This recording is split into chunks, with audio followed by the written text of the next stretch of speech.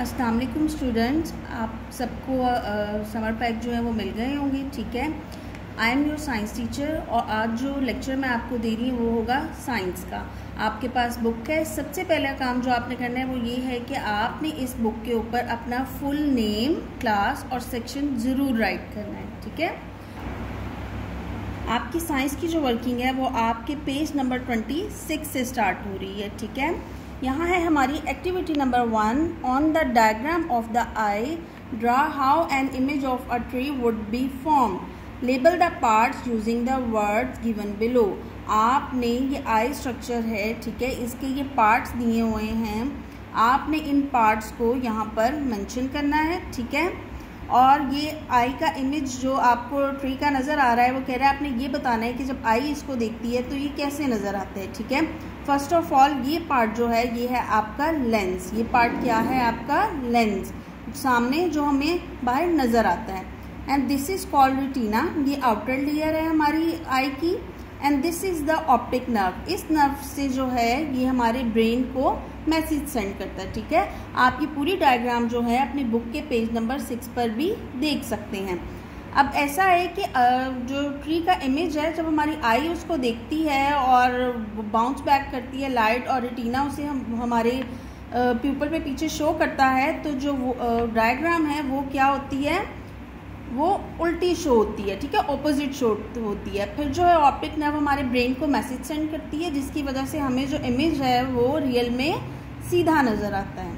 I hope कि आपको ये समझ आ गया होगा। Now we will solve our activity number 2। Name the types of teeth that each type of animal has. ठीक है, वो कह रहे हैं कि आपने उन टीथ की टाइप्स बतानी है जो हर एनिमल के पास होते हैं। सबसे पहले है ओमनीवोर्स। ओमनीवोर्स कहते हैं उन एनिमल्स को जो मीट एंड ग्रीनरी दोनों जो हैं वो खाते हैं। ठीक है, इनके पास जो है 4 टाइप्स ऑफ टीथ होते हैं, इंक्लूडिंग इंसाइजर्स, मॉलर्स, प्रीमॉलर्स एंड कैनाइन्स। ठीक है, देन टाइप ऑफ एनिमल्स में हर्बीवोर्स। हर्बीवोर्स वो होते हैं जो सिर्फ और सिर्फ ग्रीनरी वो लेते हैं। ठीक है, इनके पास जो है वो 3 टाइप्स ऑफ टीथ होते हैं and the names are incisor, premolars and molars. इनके पास कौन से टीथ नहीं होते? इनके पास कैनाइन टीथ जो हैं वो नहीं होते, और उसका रीज़न ये है कि कैनाइन टीथ जो हैं वो फूड को टीयर करते हैं। इनका फंक्शन क्या है? टीयर करते हैं, क्योंकि इन्होंने गोश्त नहीं खाना होता, इन्होंने कोई भी मीट जो है वो कंज्यूम नहीं करना होता, तो they don't have canine teeth. Next जो है वो है कार्निवोर्स। कार्निवोर्स वो होते हैं जो सिर्फ और सिर्फ मीट लेते हैं। ठीक है, and they also have 4 types of teeth.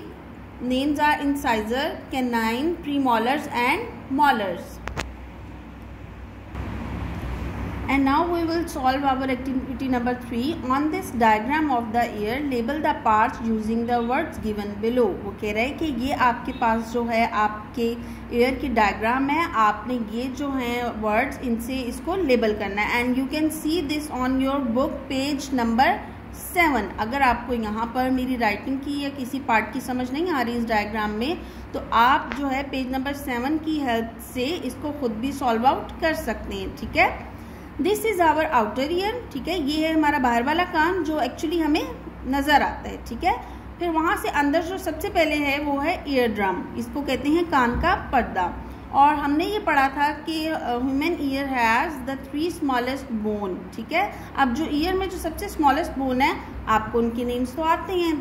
Names are hammer, anvil and strip. उसके बाद जो है मिडल ईयर आता है। ठीक है, मिडल ईयर में जो है ये तीनों होती हैं। एंड देन जो है वो ये वाला जो पार्ट है ये इनर ईयर है, और फिर इससे जो है एक नर्व जो है वो कनेक्ट होती है जो साउंड को ब्रेन तक सेंड करती है।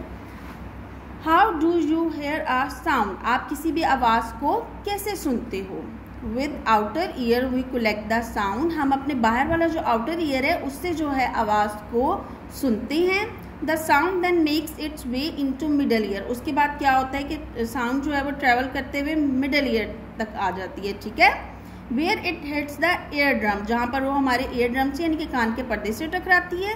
The ear drum turns the sound into vibration. अब क्या होता है कि हमारा जो एयर ड्रम है वो साउंड को वाइब्रेशन में कन्वर्ट कर देता है, ठीक है, वो वाइब्रेशन बन जाती है। These vibrations move into inner ear, उसके बाद ये जो वाइब्रेशन है ये इनर ईयर की तरफ ट्रेवल करती है एंड सेंड टू ब्रेन, और वहाँ से किसको भेज दी जाती है, ब्रेन को। The brain then make sense of the sound, और ब्रेन क्या करता है कि उस वाइब्रेशन से जो है साउंड की सेंस बनाता है और हम उस साउंड को सुनते हैं।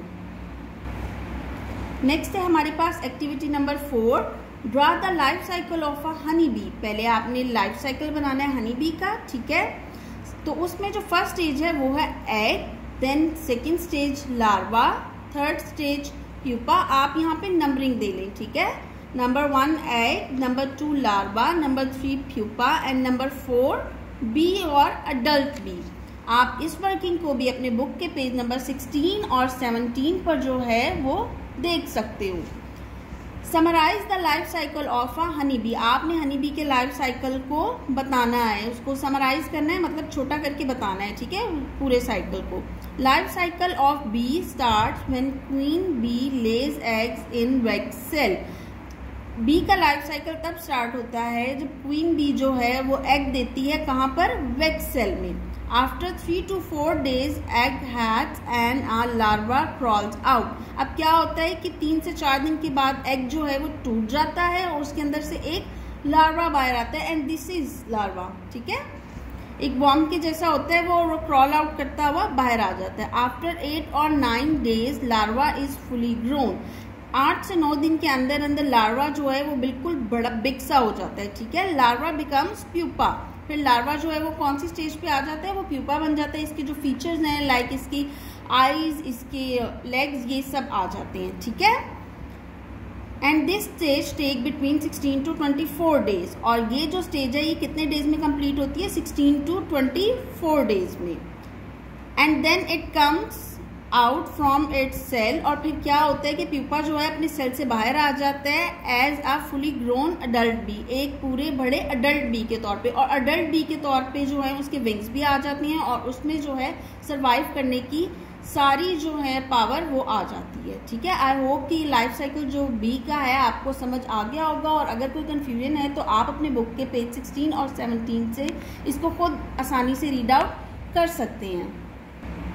And now we have our activity number 5. What is photosynthesis? Photosynthesis क्या होता है? Actually सबसे पहले मैं आपको explain करती हूँ what is photosynthesis. Photosynthesis एक ऐसा अमल है जिसमें जो है पौधे अपनी खुराक खुद बनाते हैं, ठीक है।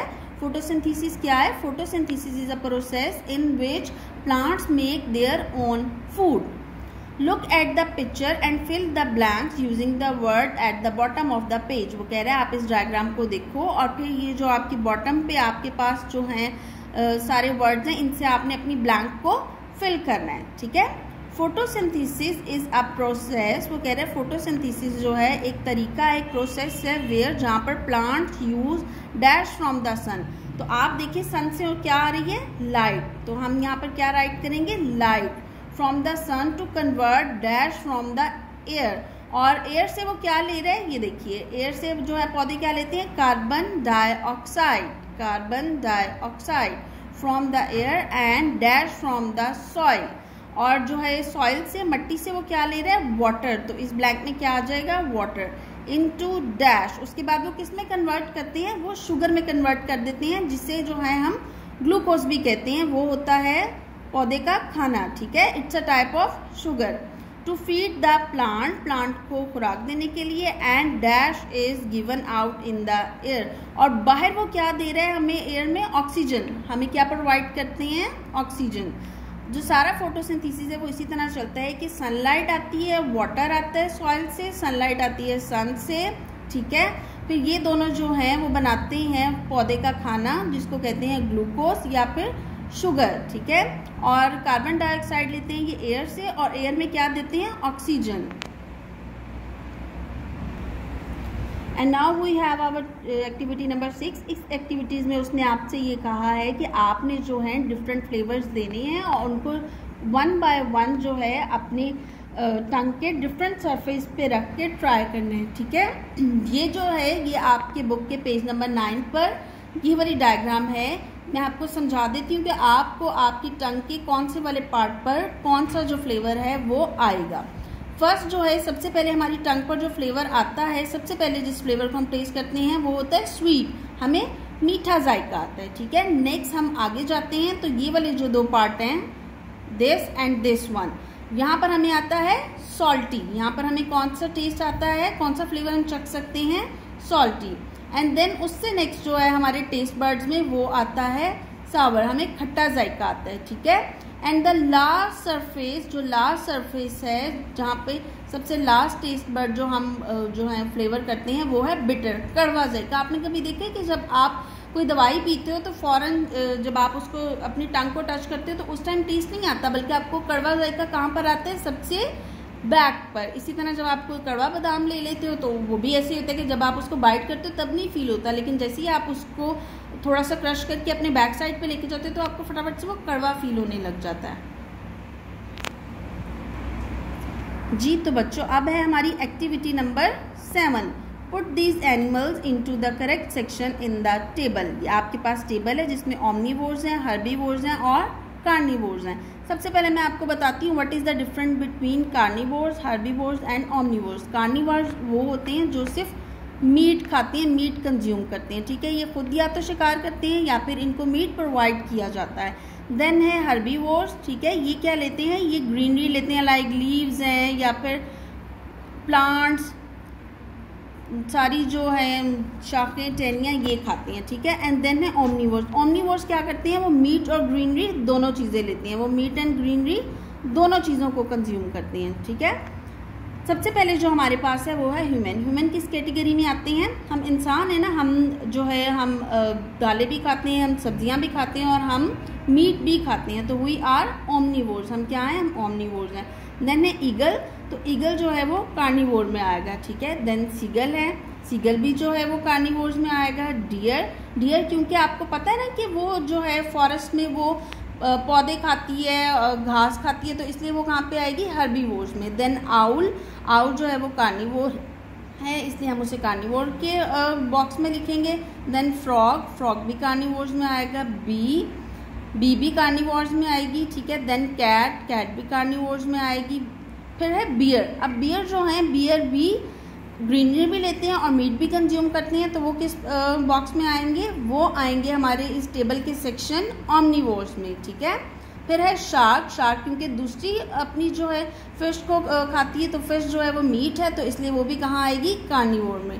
देन लॉयन है, लॉयन भी हमारा जो है कार्निवोर में आएगा। रैबिट है, रैबिट हमारा आएगा हर्बीवोर्स में, क्योंकि रैबिट जो है वो ग्रीनरी कंज्यूम करता है, ग्रीनरी खाता है। देन हॉर्स है, वो भी हमारा हर्बीवोर्स में आएगा। और शीप जो है, आपको पता है ना कि बड़ी ईद आ रही है, तो आप सबके घर में शीप आते हैं, बकरे आते हैं, गॉट आती है, वो सब जो है आप उनको क्या खाने के लिए देते हैं, आप उनको ग्रीनरी खाने के लिए देते हैं, पत्ते, चारा, ठीक है, वो ये सब खाते हैं, तो इसलिए ये जो है शीप कहाँ पे आएगी, हर्बीवोर्स में। और देन है स्पाइडर, तो स्पाइडर जो है वो कार्निवोर्स है, क्योंकि वो जो है छोटे छोटे दूसरे इंसेक्ट्स उनको खाता है। आई होप कि जो 7 एक्टिविटीज़ हैं आपको समझ में आ गई होंगी। आपने जो है इनको अच्छे से सॉल्व करना है और लर्न भी करना है, क्योंकि कुछ पार्ट जो है आपकी इन एक्टिविटीज़ का वो मैं आपके मिड टर्म में इंक्लूड करूँगी, ठीक है। जब आपके मिड टर्म एग्जाम्स होंगे तो मैं इसमें से कुछ पार्ट जो है उसमें इंक्लूड करूँगी।